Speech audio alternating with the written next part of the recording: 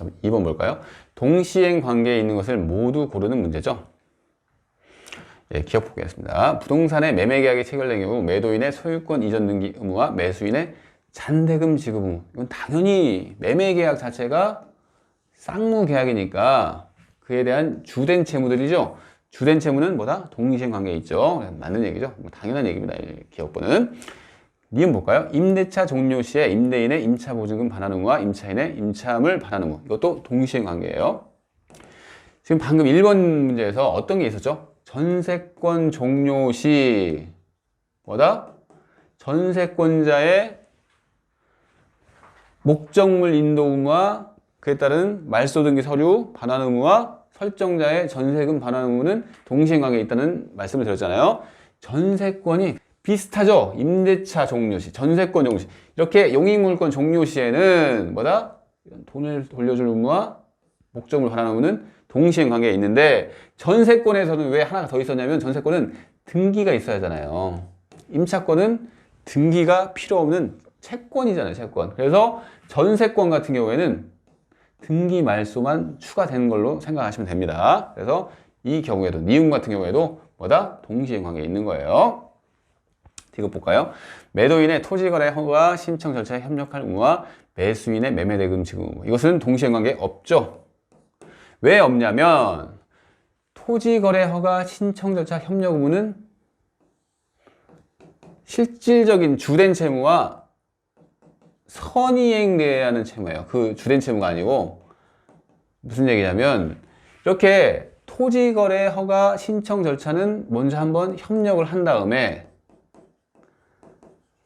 그래서 협력을 해서 신청이 그 절차가 오케이 됐어요. 토지거래 허가 나왔어요. 난 다음에 그에 따라서 매도인은 뭐다? 목적물 인도금을 주고 소유권 이전 의무를 주고 매수인은 대금 지급 의무를 주는 거죠. 이 두 관계가 동시행이지 이 협력 의무랑 이 둘은 동시행 관계가 아니라 이 협력 의무는 먼저 이것이 나오기 전에 있어야 하는 그 협력이잖아요. 그래서 먼저 이행을 해야 하는 얘기죠. 그래서 뭐다? 이 두 관계는 동시행 관계에 있는 거 아닙니다. 그래서 답은 기억 니은 이렇게 4번 되겠네요. 예, 특별한 사정이 없는 한 동시행 관계에 있는 경우를 모두 고르는 문제죠. 예, 동시행 문제는 주로 동시행이 있느냐 아니면 동시행 관계가 없느냐 그런 쪽으로 시험 문제가 많이 나옵니다. 볼까요? 예, 기억 공부하겠습니다. 예, 이거 봤죠? 아, 본 게 아니네요. 임대차 계약 종료에 따른 임차인의 임차 목적물 반환 의무와 임대인의 권리금 회수 방해로 인한 손해배상 의무. 이것은 동시행 관계가 없습니다. 임대차가 종료하면 그죠? 임차 목적물 반환 의무랑 뭐랑 동시행이죠? 임차 보증금 반환 의무. 둘 다 반환이죠? 당연히 임대차 계약이 맺어졌으니까 그걸 끝내면 주된 채무가 그거잖아요. 목적물. 그 다음에 그 임차 보증금. 이게 이제 주된 채무잖아요. 그 채무들을 이렇게 반환하는 것이 동시행 관계에 있는 거지. 지금 뒤에 보니까 임대인의 권리금 회수 방해로 인한 손해배상 의무는 전혀 종료에 따른 어떤 그 문제가 아닙니다. 그래서 우리 판례는 이 임대인 권리금 회수 방해 손해배상 의무는 이 임차 목적물 반환 의무와 동시행 관계가 없다는 판례가 있어요. 한번 볼까요, 이것은? 봅시다. 예, 한번 읽어볼게요. 임차인의 임차 목적물 반환 의무는 임대차 계약 종료에 의하여 발생을 하죠. 그죠? 근데 임대인의 권리금 회수 방해로 인한 손해배상 의무는 상가 건물 임대차 보호법에 정한 권리금 회수기의 보호 의무 위반을 원인으로 하고 있죠. 지금 사유가 달라요, 아예. 그죠? 그래서 양채무는 동일한 법률 요건이 아닌 별개의 원인이죠. 포인트는 이거겠죠? 별개의 원인에 기하여 발생한 것일 뿐 아니라 공평의 관점에서도, 즉 동시행 항변권은 공평의 관점에서 인정이 되면 인정하려고 하는데 공평의 관점에서 보더라도 굳이 동시행 관계를 인정할 필요가 없다, 이렇게 얘기를 하고 있습니다. 이 판례는 자주 나온 판례니까 봤어요. 다시 한번 위쪽으로 올라가 볼까요? 그래서 이것은 아니고요. 니은 볼까요? 예, 주택임대차 보호법상 임차권 등기 명령에 따른 행해진 임차권 등기의 말소 의무와 임대차 보증금 반환 의무도 동시행 관계가 아닙니다. 이거는 설명을 드려야겠네요. 어떤 상황이냐면 지금 주택임대차 보호법이 적용되는 주택임대차예요. 그래서 갑이 임대인이고요. 을이 임차인이에요. 주택임대차 보호법 같은 경우에는 이 을이 뭘 하죠? 제일 처음에 뭐 여러분들 이제 전세를 하면 이 주택임대차 보호법 적용되는데 전입신고를 하죠.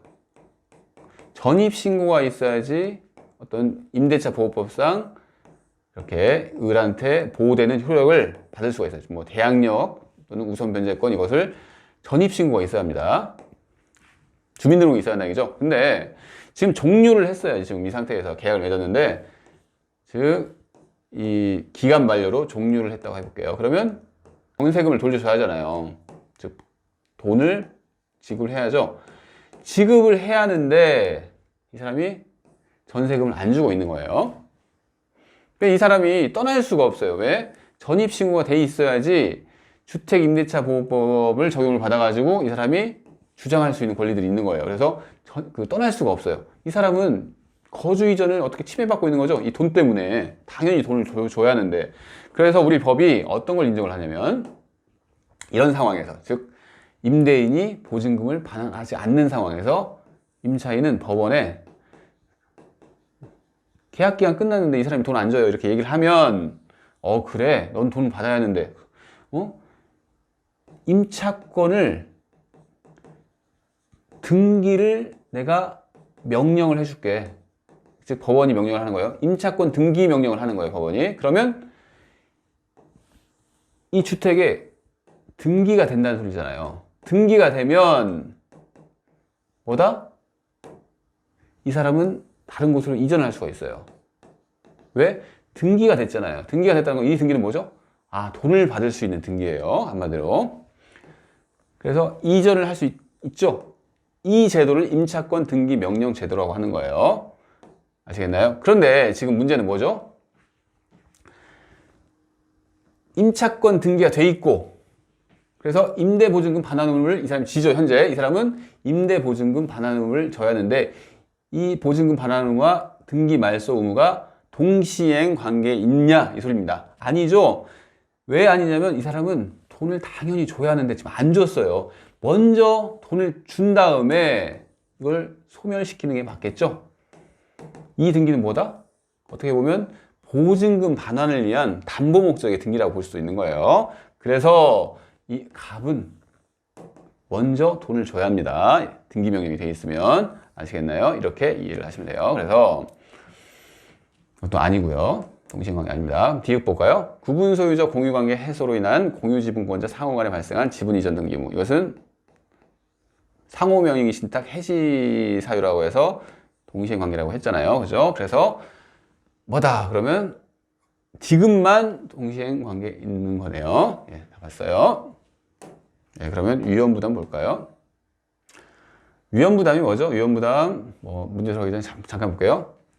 지금 쌍무계약의 결련성과 관련된 효과예요. 그래서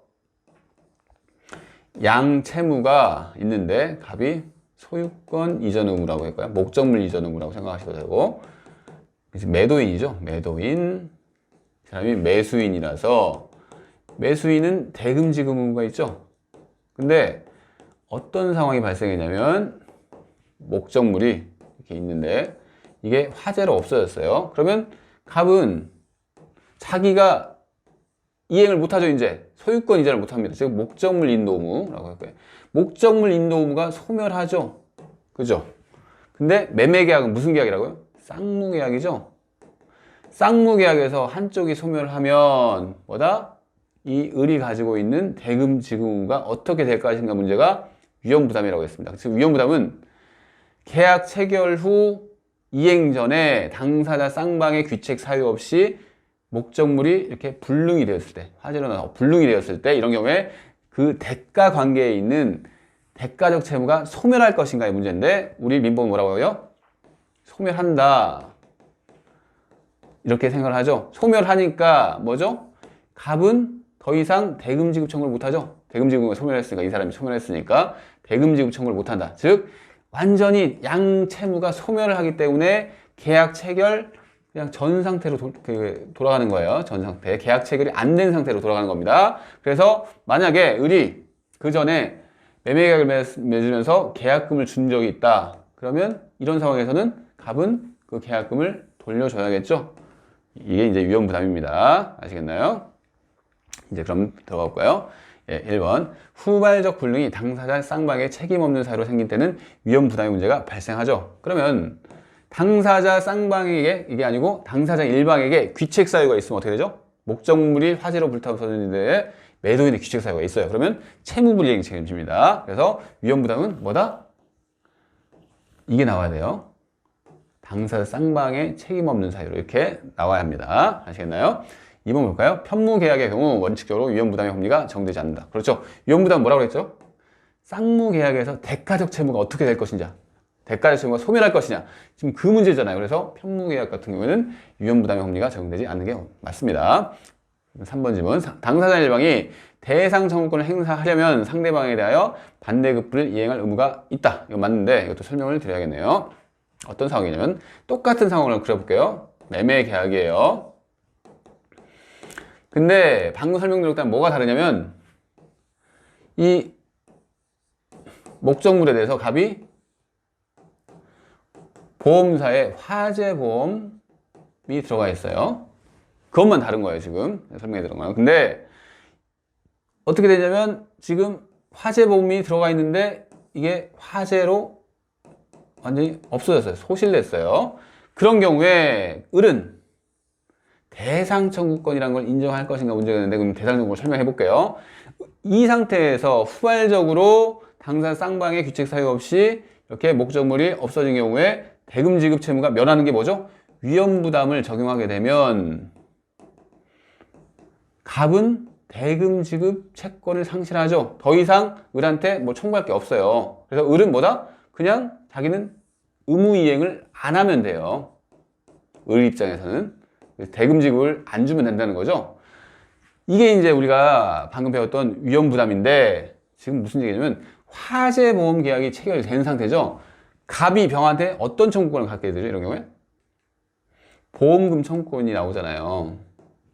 그래서 이렇게 위험부담을 적용하는 게 아니라 을이 그래, 이 목적물 대신해서 뭐가 나왔다? 보험금 청구권이 나왔죠. 그래서 목적물 없어진 대신에 내가 그러면 네가 나한테 목적물 이전을 해야 하는데 보험금 청구권을 나한테 이전을 해줘. 이 소리가 뭐다? 대상. 대신되는 어떤 물건에 대해서 이 사람이 청구를 할 수 있느냐, 이 소리입니다. 그래서 보험금 청구권을 내가 이전을 해줘. 그러면 이 사람은 돈은 보험금 청구권을 받았죠. 대신 뭘 해줘야죠? 본래 있던 대금 지급을 해줘야 한다는 얘기잖아요.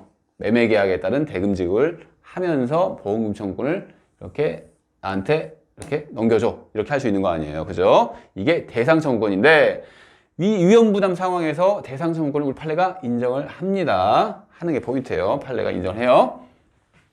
다 됐어요. 그냥 봅시다. 그냥 당사자 일방이 을이 대상 청구권을 행사하려면 상대방에 대해서 뭐다? 대금 지급을 해야죠. 반대급부를 이행할 의무가 있다가 그 소리입니다. 맞는 얘기죠? 됐고요. 4번 볼까요? 당사자 쌍방의 규칙 사유 없는 이행 불능으로 매매 계약이 종료가 됐어요. 매도인은 이미 지급받은 계약금을 반환하지 않아도 된다. 틀렸죠?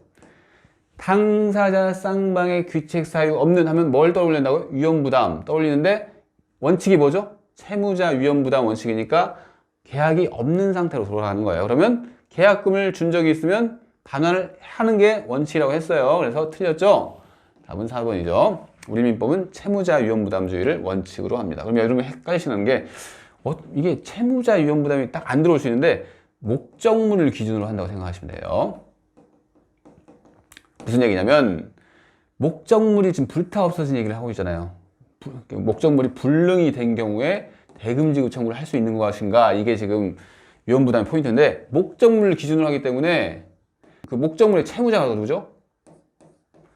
매도인이 목적물을 기준으로 했을 때는 채무자죠. 왜? 목적물 인도 의무를 이 사람이 지고 있으니까. 그죠? 그래서 이 사람이 위험을 부담한다. 무슨 얘기입니까? 없어졌는데 뭘 청구 자체를 못하죠? 대금 지급을 청구를 못해요. 그러니까 갑은 목적물을 그냥 상실한 거예요. 대금도 못 받고. 그래서 누가 이런 경우에 위험을 부담한다고요? 갑이 위험을 부담하고 있잖아요. 그죠?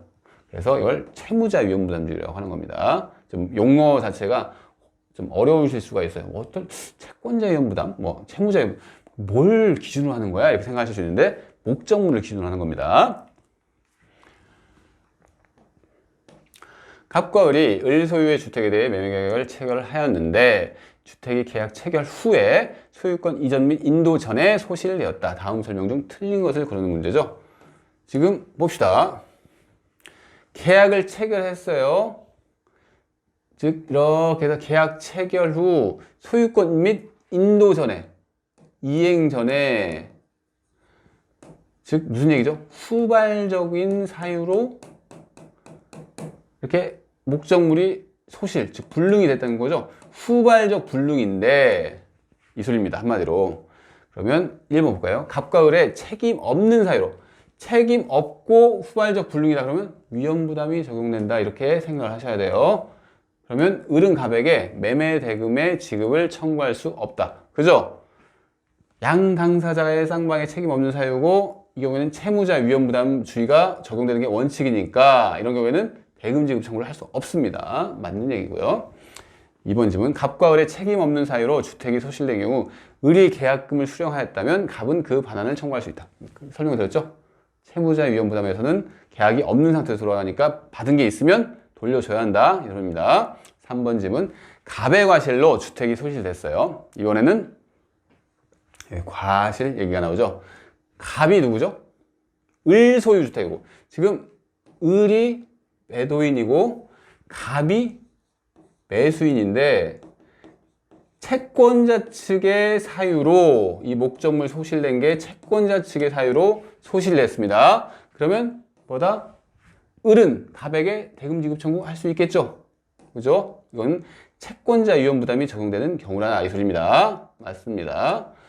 을의 과실로, 이번에는 채무자의 과실이죠? 채무자의 과실로 주택이 소실된 경우 갑은 계약을 해제할 수 있다. 맞죠? 채무자가 이렇게 과실이 있어요. 이게 어떤 경우라고요? 채무 불이행이라 이 소리입니다. 목적물 이행에 있어서 채무자가 자신의 고의 과실로 이렇게 불이행한 경우를 채무 불이행이라고 하는데 채무 불이행이 발생하면 해제권이 발생을 해요. 그래서 갑은 계약을 해제할 수 있습니다. 해제 곧 나와요, 곧. 5번 볼까요? 갑의 수령 지체 중에 갑과 을의 책임 없는 사유로 주택이 소실됐어요. 지금 포인트 뭐죠? 수령 지체 중에 당사자 쌍방의 책임 없는 사유죠. 그러면 이런 경우에도 어떻게 본다고요? 아, 수령 지체 중이니까 네가 수령을 안 해서 안 한 도중에 이 목적물이 없어졌잖아. 그래서 채권자 위험 부담이 적용된다고 했죠. 그래서 뭐라고요? 을은 갑에게 매매 대금 지급을 청구할 수 있겠죠. 이 사람의 문제니까 이 사람은 청구할 수 있습니다. 대금 지급 청구를. 그래서 틀렸네요. 답은 5번 되겠죠.